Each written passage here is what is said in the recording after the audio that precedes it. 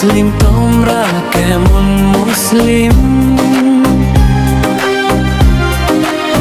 শুধু রমজান আসলে ইবাদত করো, শুধু রমজান আসলে ইসলামিক ভিডিও দেখাও, শুধু রমজান আসলে রোজা রাখ, শুধু রমজান আসলে। আল্লাহর নিকট ক্ষমা চাও, শুধু কোরবানি ঈদেই মন ভালো থাকে, সেদিন কি শুধু ধর্মের কথা মনে হয়?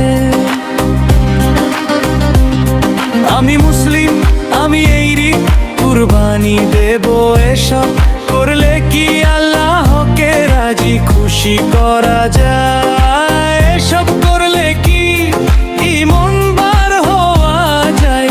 যায় না ভাই জানে সবগুলো কোনো লাভ নাই। সব সময়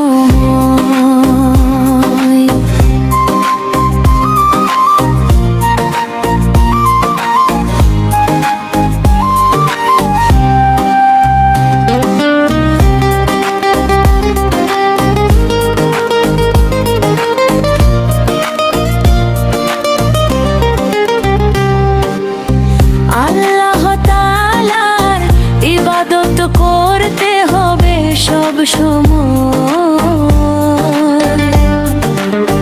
পাক পবিত্র থাকতে হবে সব সময়। ইসলামিক ভিডিও দেখতে হবে সব সময়।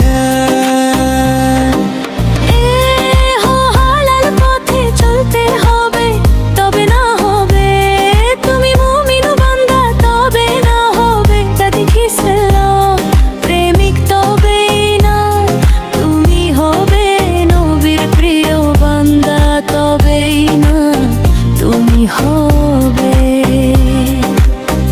আল্লাহর ইমানদার ব্যক্তি, তবেই না হবে আল্লাহ তাআলা রাজি খুশি।